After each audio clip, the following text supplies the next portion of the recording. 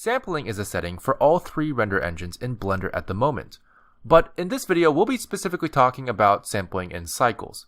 You can argue that out of the three render engines, Cycles relies on sampling the most. The higher the samples, the more accurate the light calculations will be. But instead of explaining it, let's just demonstrate this real quick. If we go into our Cycles render engine, we can play around with the sample settings.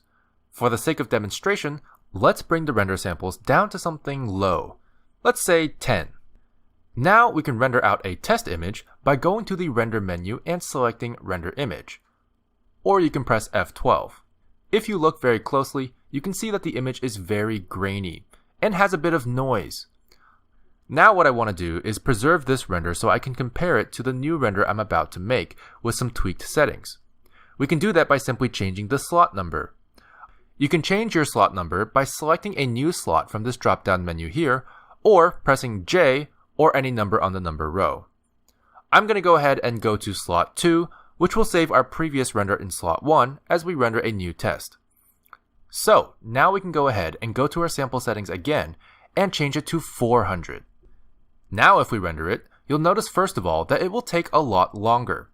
This is the byproduct of increasing the number of samples. However, the trade-off is that our new render is much smoother. There is very little noise and it looks and feels great. This is the difference between low samples and high samples. However, not every person or project will be able to afford the longer render times for higher samples. So let's say if we absolutely have to render a project with lower samples that has noise, what would that look like? Well, we can simply shorten our playback region to be about 10 frames or so and render out some tests. Let's bring our samples back down to 10 and hit Ctrl F12 to render an animation. As you can see, there is definitely noise in this animation. But there's something interesting about it because it's the same noise in every frame, even when the camera and objects are moving. This can be a bit jarring and very distracting in animations, but there is a value under the advanced options called seed. Seed is basically just another word for randomizer, as it provides random algorithms that can be re-referenced with a seed index. But anyway, this seed is what drives the random pattern of our noise in our render. If you prefer not to have the same pattern of noise in every frame of your render, simply press the clock next to the seed value. Let's try the render again, but with a different file name output to compare the difference. As you can see, the noise is now different for every frame, giving it a more natural look even if it's grainy.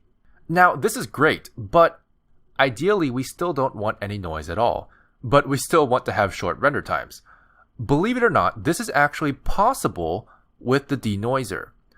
Cycles actually comes with a denoising function that will help remove a lot of the noise left over from lower sample renders. This setting is not actually located in the render settings, but rather in the view layer settings. Simply go there and scroll to the very bottom to check the denoising checkbox. Naturally, there are more settings under the denoising checkbox that you can tweak if necessary, but default settings work pretty great already.